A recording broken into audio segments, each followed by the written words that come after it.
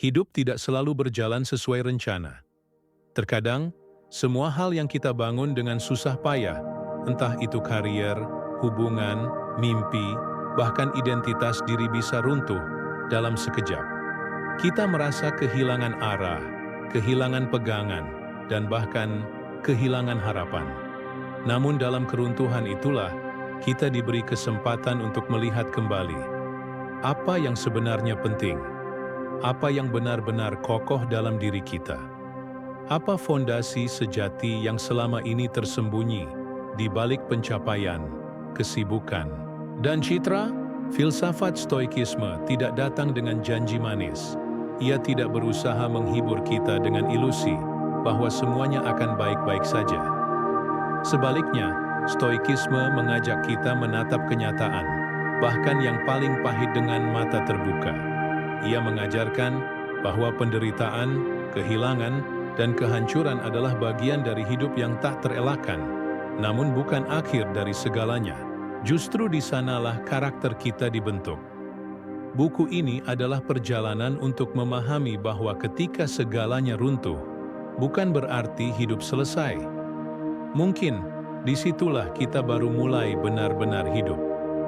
Bayangkan suatu pagi kamu bangun, dan dunia yang kamu kenal tidak lagi sama. Mungkin kamu kehilangan pekerjaan, ditinggalkan orang yang kamu cintai, atau menerima kabar buruk yang mengubah hidupmu dalam sekejap. Rasanya seperti berdiri di tengah reruntuhan, dengan debu masih menempel di tubuh dan mata. Kamu menatap sekeliling, mencari sesuatu yang bisa dijadikan pegangan, tapi semua tampak roboh. Inilah momen di mana filsafat Stoikisme paling relevan. Bukan ketika segalanya baik-baik saja, tapi ketika semua tampak hancur. Bukan untuk mencegah kehancuran, tapi untuk menyiapkan jiwa agar tetap utuh di tengah puing-puing. Para filsuf Stoik seperti Epictetus dan Marcus Aurelius tidak hidup di menara gading yang tenang. Epictetus adalah seorang budak. Marcus Aurelius, meski seorang kaisar, hidup di tengah perang, pengkhianatan, dan kehilangan. Mereka tahu persis bahwa hidup bukan taman bunga, tapi ladang pertempuran. Dan justru dari sana, muncul kebijaksanaan yang paling membumi. Stoikisme mengajarkan bahwa penderitaan adalah bagian dari hukum alam. Kita tidak bisa selalu memilih apa yang menimpa kita, tapi kita selalu bisa memilih bagaimana kita menanggapinya. Reaksi kitalah yang menentukan apakah kita hancur bersama situasi, atau tetap teguh berdiri. Bukan peristiwa yang mengganggu kita, tapi penilaian kita terhadap peristiwa itu. Epictetus, fondasi yang tidak bisa runtuh. Saat segalanya runtuh, yang tersisa hanyalah inti dari diri kita, yaitu karakter, nilai, dan keteguhan. Itulah fondasi sejati. Bukan rumah, jabatan, pasangan, atau reputasi.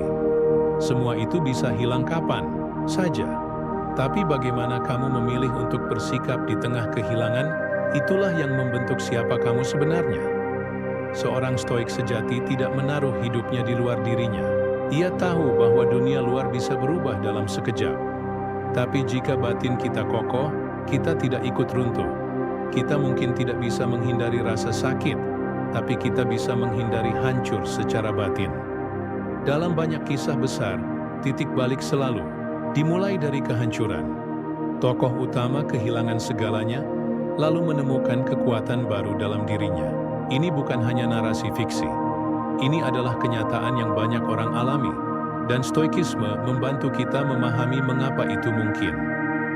Ketika semua yang palsu, dangkal, atau semu dalam hidup kita runtuh, kita punya kesempatan untuk membangun ulang. Tapi kali ini, bukan dari keinginan akan pengakuan atau ketakutan ditinggalkan. Kali ini, kita bisa membangun dari ketenangan, kesadaran, dan nilai-nilai sejati. Apa yang bisa kamu lakukan saat dunia runtuh? Mulai dari tindakan paling kecil.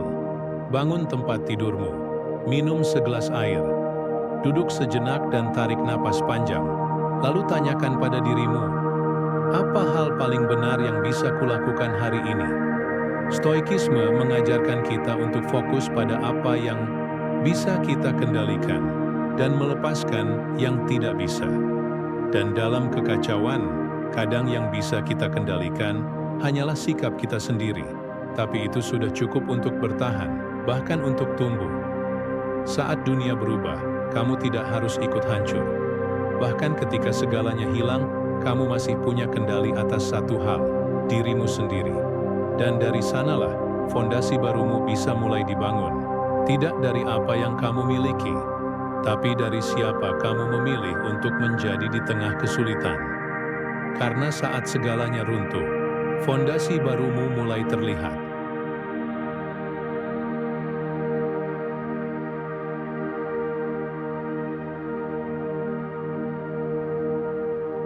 Kita cenderung menganggap penderitaan sebagai musuh, sesuatu yang harus dihindari, ditolak, atau dilawan sekuat tenaga.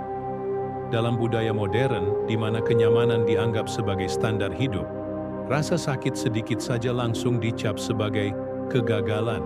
Kita dibentuk untuk berpikir bahwa menderita itu buruk. Tapi, apakah itu benar? Stoikisme mengajukan pertanyaan mendasar. Apakah derita itu benar-benar buruk? Atau kita saja yang terlalu cepat memberi label? Marcus Aurelius, Kaisar Romawi dan filsuf Stoik, menulis dalam Meditations, "Jika kamu menderita karena sesuatu di luar kendalimu, maka rasa sakit itu bukanlah kesalahanmu. Tapi jika kamu menderita karena penilaianmu terhadapnya, maka rasa sakit itu bisa dihentikan." Ini adalah prinsip Stoik yang tajam tapi membebaskan. Peristiwa itu netral. Reaksimu yang membuatnya terasa sebagai penderitaan. Ketika pikiran menambah beban derita, bayangkan kamu kehilangan pekerjaan. Itu adalah peristiwa netral. Lalu datang pikiran-pikiran. Aku gagal, aku tidak berguna, hidupku hancur. Apa kata orang? Dan dalam hitungan menit, kamu tidak hanya kehilangan pekerjaan, tapi juga harga diri, harapan, dan ketenangan. Yang menyakitkan bukan peristiwanya saja, melainkan narasi internal yang kamu bangun di atasnya.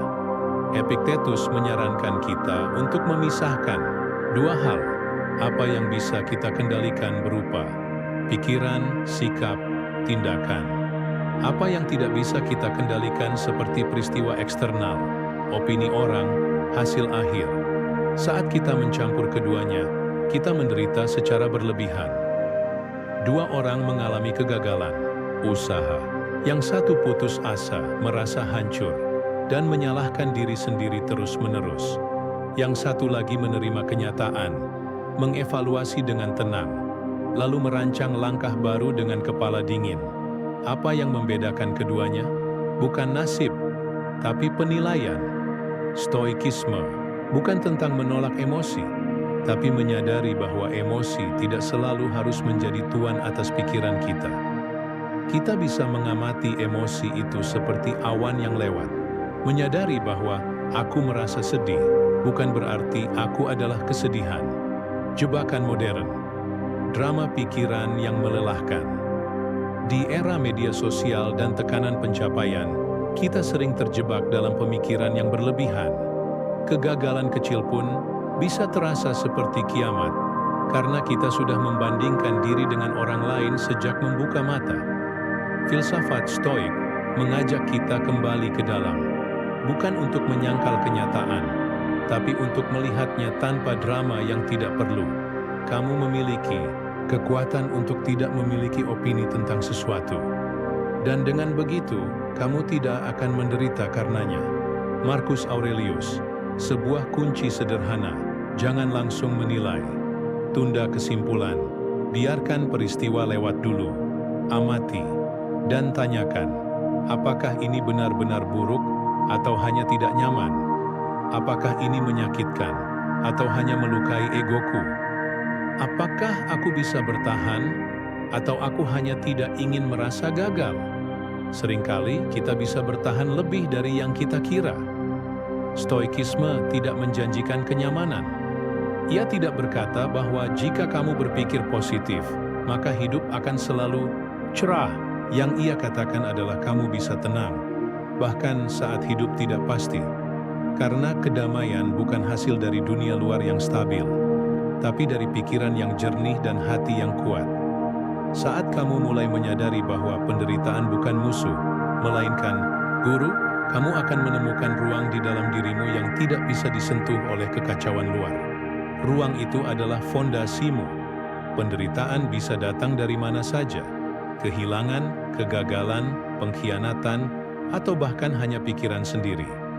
Tapi penderitaan tidak harus menghancurkanmu. Karena yang membuat derita begitu menyiksa, bukanlah kejadiannya, tapi cara kita menilainya. Dengan melatih kesadaran stoik, kamu akan belajar melihat rasa sakit sebagai bagian dari hidup.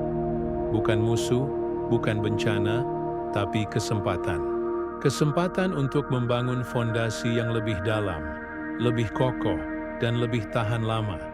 Dan ketika kamu mulai hidup tanpa ketakutan berlebihan terhadap derita, kamu akan mulai menyadari, kebebasan sejati bukan berarti tidak pernah terluka, tapi tidak lagi diperbudak oleh luka.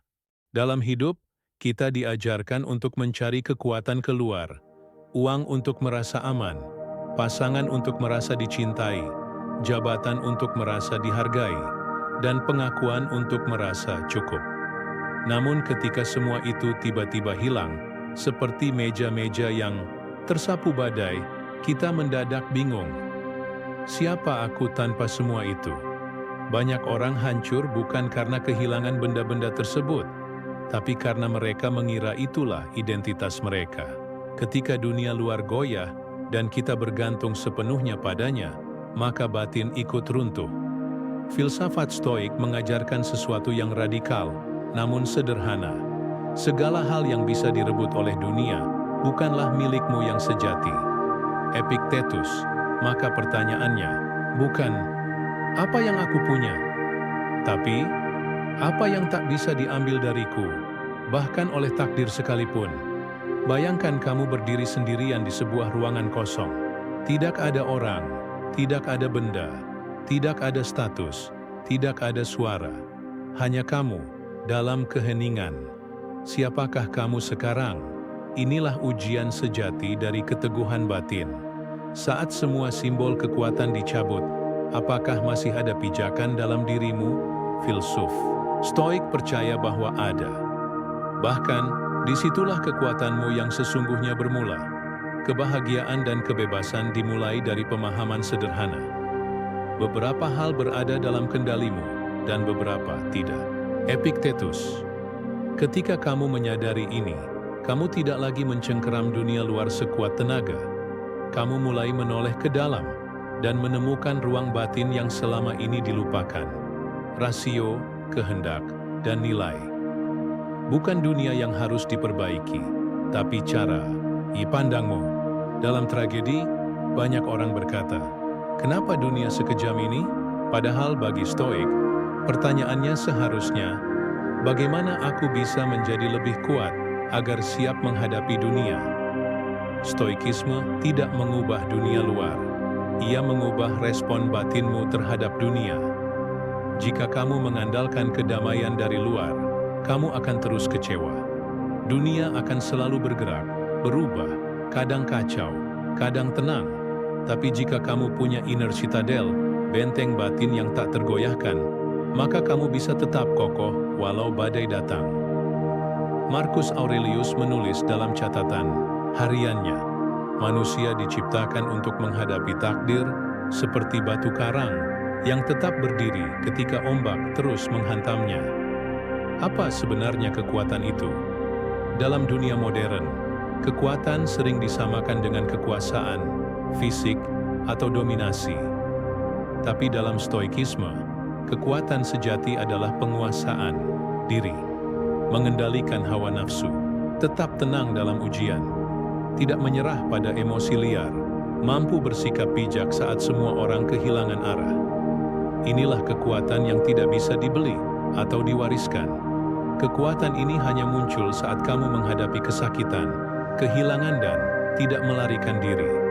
Seperti otot yang tumbuh karena beban, jiwa pun hanya menguat jika diuji. Mengenali apa yang tak bisa diambil, lakukan latihan sederhana ini. Duduk tenang, dan bayangkan satu persatu hal yang bisa hilang darimu: uang, pasangan, pekerjaan, rumah, bahkan reputasi. Lalu tanyakan, jika semuanya hilang, apa yang masih ada dalam diriku? Apa yang tetap bisa kulakukan, bahkan dalam keterbatasan? Nilai apa yang masih bisa kupegang, meski segalanya runtuh? Mungkin kamu akan menyadari bahwa yang tersisa adalah kehendak bebas untuk memilih sikap. Dan dari situlah kekuatan sejati muncul. Tidak mencolok, tidak dramatis, tapi kokoh dan diam. Dari puing-puing, membangun ulang diri. Setelah keruntuhan, banyak orang terburu-buru membangun kembali hidupnya. Mencari pekerjaan baru, cinta baru, pencitraan baru, tanpa membongkar fondasi lama yang rapuh. Stoikisme mengajarkan, jangan buru-buru membangun, perkuat dulu fondasimu. Apa fondasi itu? Integritas, berkata dan bertindak sesuai nilai. Kesadaran diri, tahu apa yang kamu kendalikan dan apa yang tidak. Ketabahan, bertahan dalam sakit tanpa menjadi pahit. Keheningan batin, tidak reaktif pada setiap gangguan. Bangun hidupmu di atas kualitas ini, karena inilah yang tak bisa diambil, bahkan oleh kehilangan yang paling menyakitkan. Kamu bukan apa yang kamu miliki. Kamu bukan apa yang orang pikirkan tentangmu. Kamu bukan peran yang kamu mainkan. Kamu adalah kesadaran yang bisa memilih sikap, bahkan ketika hidup tak adil. Dan kesadaran itu adalah kekuatan yang tidak bisa dihancurkan. Saat dunia luar runtuh, kamu akan mulai melihat bahwa kekuatan bukan sesuatu yang perlu dicari jauh-jauh. Ia tidak ada di panggung. Ia tidak ada di sorakan. Ia ada di ruang sunyi batinmu, menunggu untuk dikenali dan dilatih. Dan ketika kamu bisa berdiri tegak dari reruntuhan dengan membawa kesadaran ini, kamu tidak hanya bangkit tetapi kamu lahir kembali. Dengan fondasi yang tak lagi mudah digoyahkan. Hidup yang pernah runtuh seringkali meninggalkan ruang kosong. Tidak hanya di luar seperti rumah, pekerjaan, atau relasi yang hilang, tetapi juga di dalam seperti kehampaan batin, kehilangan arah, dan rasa hampa yang sulit dijelaskan. Sebagian orang ingin segera mengisi ruang kosong itu. Mereka terburu-buru mencari hubungan baru, pekerjaan baru, kesibukan baru, apapun agar tidak merasa hampa. Tapi Stoikisme mengajarkan yang sebaliknya. Jangan isi ruang kosong itu dengan pelarian. Bangunlah fondasi yang baru dengan kesadaran. Karena jika kita membangun hidup yang baru dengan material lama, dengan pola pikir lama, emosi reaktif, dan nilai yang rapuh, kita hanya menyiapkan reruntuhan berikutnya. Tidak semua gerak adalah kemajuan. Kita hidup di zaman yang mengagungkan kecepatan. Semua harus cepat, harus sibuk, harus produktif. Tapi pertanyaannya, kemana arahmu bergerak? Karena bukan hanya gerak yang penting, tapi kesadaran dalam bergerak. Zeno, pendiri filsafat Stoik, percaya bahwa kebijaksanaan bukan sekadar melakukan, tapi melakukan yang selaras dengan alam. Maksudnya, bertindak sesuai dengan akal sehat, nilai kebajikan, dan realitas saat ini. Lebih baik berjalan lambat ke arah yang benar, daripada berlari cepat menuju kehancuran. Maka dalam masa bangkit, Stoikisme mengajak kita untuk tidak tergesa. Bukan karena malas, tapi karena sadar. Kita tidak sedang membangun gedung pencitraan, tapi kuil batin. Seneca, salah satu filsuf Stoik besar, pernah mengalami pengasingan politik, kehilangan harta, dan reputasi yang hancur. Tapi ia tidak pernah membiarkan dirinya dikendalikan oleh luka-luka itu.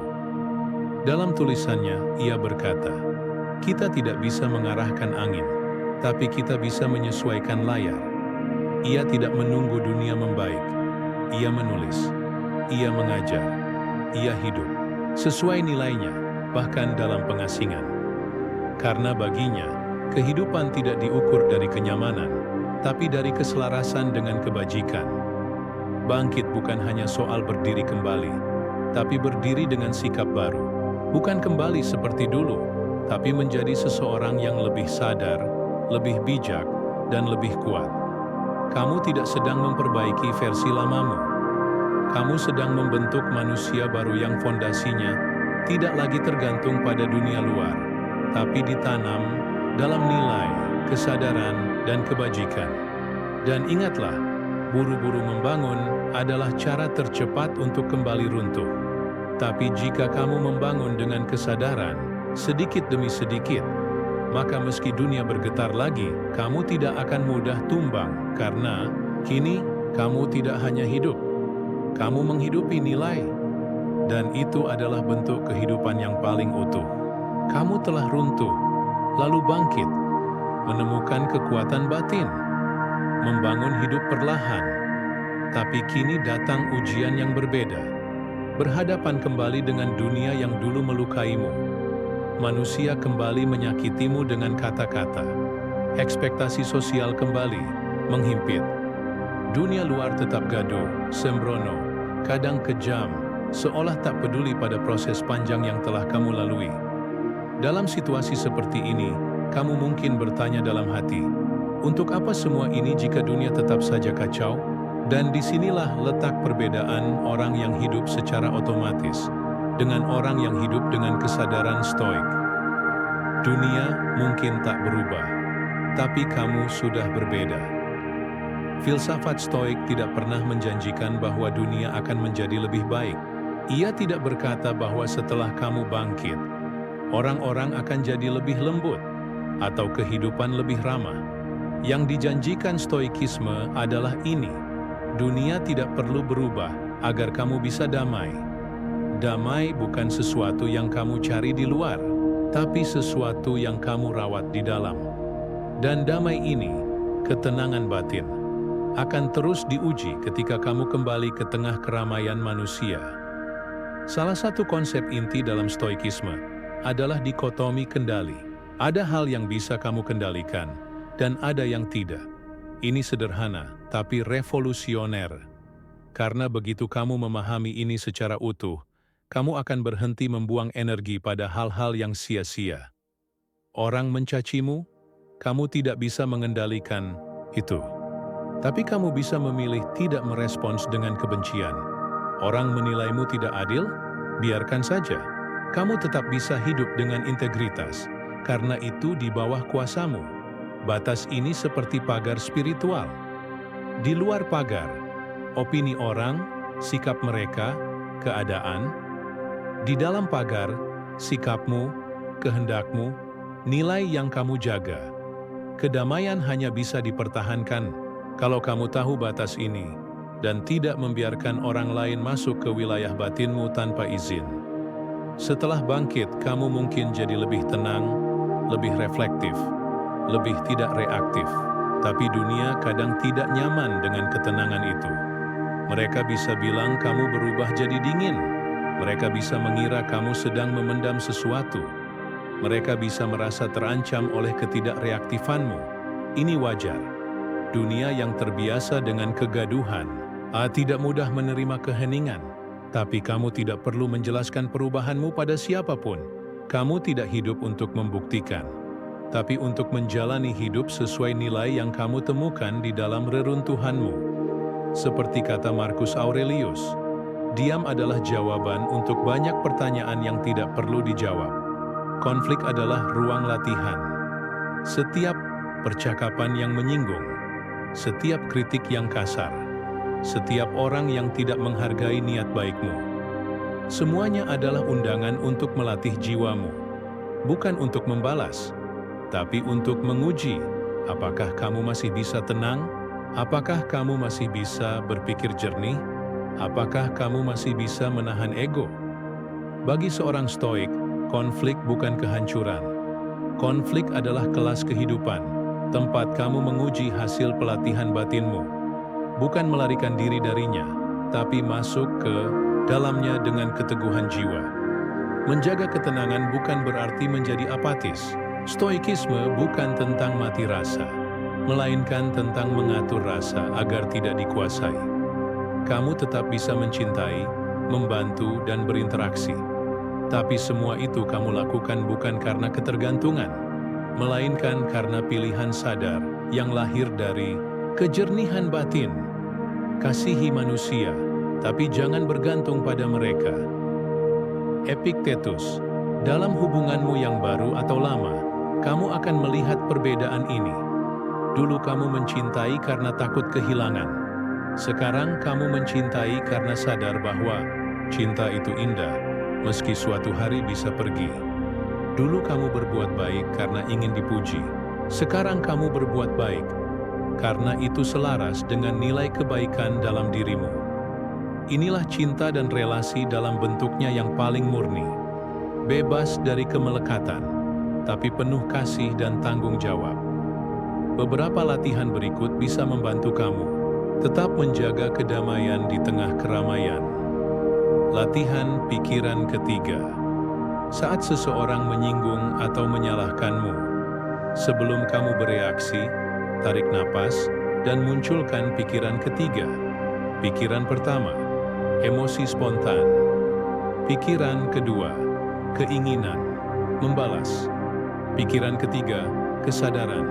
Apakah ini sepadan dengan kedamaianku? Pilihlah dari pikiran ketiga. Lihat setiap orang sebagai pantulan diri. Apa yang mengganggumu dari orang lain seringkali mencerminkan luka batinmu sendiri. Daripada memusuhi, tanyakan, apa yang sedang diperlihatkan orang ini tentang diriku? Ulangi frasa ini saat emosi meninggi. Ini tidak di bawah kendaliku, tapi sikapku sepenuhnya tanggung jawabku. Ulangi pelan-pelan seperti mantra, bukan untuk menekan emosi, tapi untuk memisahkan ego dari kendali. Dunia tidak wajib berubah agar kamu bisa tenang. Orang lain tidak wajib mengerti prosesmu, dan hidup tidak wajib menjadi adil untuk kamu bisa hidup dengan penuh arti.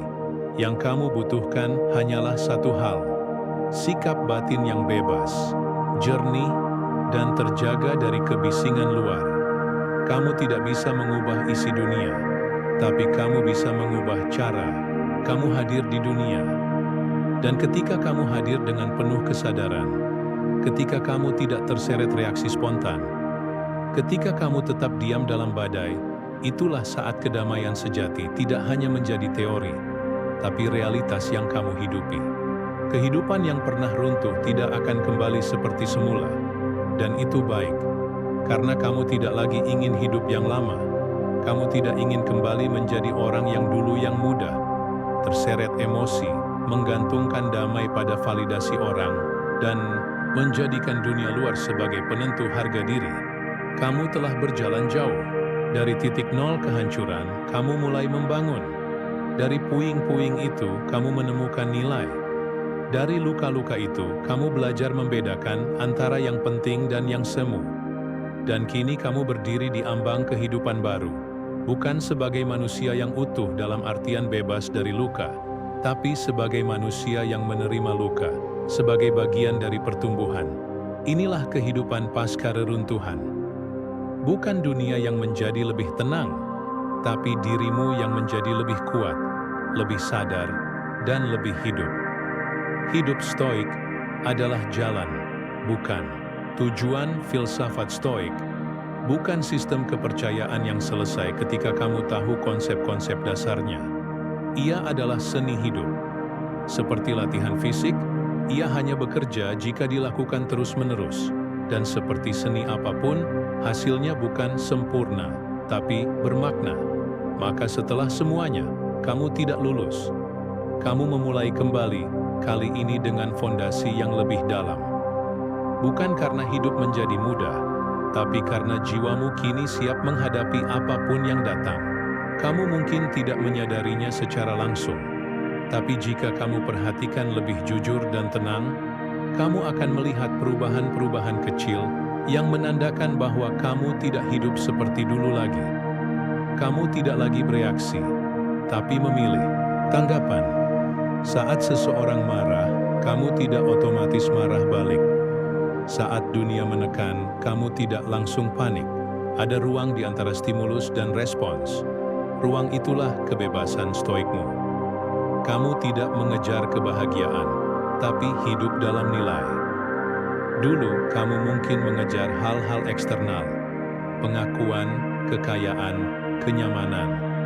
Kini kamu bertanya, apakah ini sesuai dengan kebajikan? Dan ketika kamu hidup sesuai nilai, kamu tidak bergantung pada hasil, karena prosesnya sudah menjadi hadiah. Kamu bisa diam tanpa terancam, bicara tanpa memaksakan. Kesunyian tidak lagi terasa menakutkan, penolakan tidak lagi menghancurkan. Kamu menjadi kuat, bukan karena kamu keras, tapi karena kamu tidak tergantung pada dunia untuk merasa cukup. Agar tidak kembali runtuh karena lupa siapa dirimu, stoikisme perlu menjadi gaya hidup, bukan sekadar pengetahuan. Dan itu dimulai dari hal-hal kecil setiap hari. Berikut beberapa praktik nyata, refleksi malam. Setiap malam sebelum tidur tanyakan, apakah aku hidup sesuai kebajikan hari ini? Di mana aku terlalu reaktif? Apa yang bisa kulakukan lebih bijak besok? Seneca menyarankan praktik ini setiap hari, agar jiwamu terus terasah seperti pedang. Premeditatio malorum, membayangkan kemungkinan buruk. Di pagi hari sebelum memulai aktivitas, bayangkan beberapa hal buruk yang mungkin terjadi. Macet, parah, kritik dari atasan. Rencana gagal total. Bukan untuk menakuti diri, tapi untuk melatih kesiapan mental. Sehingga saat hal itu benar-benar terjadi, kamu tidak goyah, karena kamu telah bersahabat dengan kemungkinan buruk. Memento mori, ingat kematian. Bukan untuk menjadi murung, tapi untuk hidup dengan makna. Ketika kamu sadar bahwa waktu sangat terbatas, kamu akan bicara lebih jujur, memaafkan lebih cepat, menunda lebih sedikit, mencintai lebih tulus. Kematian bukan lawan hidup. Ia adalah cermin, agar kamu tidak menyia-nyiakan hari ini. Hidup bukan untuk menang, tapi untuk menjadi bijak. Masyarakat mungkin mengajarkan bahwa hidup adalah kompetisi. Siapa lebih sukses, lebih kaya, lebih dipuji. Tapi stoikisme mengajarkan bahwa hidup bukan tentang menang, melainkan tentang menjadi manusia yang tidak kehilangan jiwanya dalam proses. Kamu bisa kalah dalam banyak hal duniawi seperti jabatan, uang, pengaruh. Tapi kamu tidak kalah sebagai manusia jika kamu tetap menjaga integritas, bertindak adil, mengendalikan hasrat dan ketakutan, menerima kenyataan tanpa keluh. Inilah kemenangan sejati. Bukan mengalahkan dunia, tapi tidak dikuasai olehnya. Dunia tidak akan berhenti menguji, tapi kamu kini siap. Reruntuhan bisa datang lagi. Kehidupan tidak pernah janji akan stabil. Tapi perbedaannya kini adalah kamu punya fondasi. Fondasi yang tidak tampak dari luar, tapi kokoh di dalam. Dan setiap kali dunia mengguncang, kamu tidak langsung roboh. Karena kamu tidak membangun hidupmu di atas hal-hal yang rapuh lagi. Kamu membangunnya di atas kesadaran. Nilai, disiplin batin, keheningan yang dalam. Dan dari sana, kamu bisa hidup bukan hanya untuk bertahan, tetapi untuk menjadi sumber kedamaian bagi dunia yang gaduh. Saat semuanya runtuh, kamu merasa itu adalah akhir. Tapi sekarang kamu tahu, itu adalah awal dari sesuatu yang lebih dalam. Reruntuhan bukan kutukan, tapi pintu yang mengantarkanmu pada dirimu sendiri. Dan di balik pintu itu, kamu menemukan kekuatan yang tidak bisa diberikan oleh dunia manapun. Kekuatan untuk hidup dengan jernih, sadar, dan merdeka. Kini, bukan dunia yang menentukan siapa dirimu. Kamulah yang memilih cara hidupmu setiap hari. Dengan tenang, dengan bijak, dengan penuh arti. Inilah kebebasan sejati. Inilah kemenangan diam-diam seorang stoik. Inilah hidup yang dibangun di atas fondasi baru.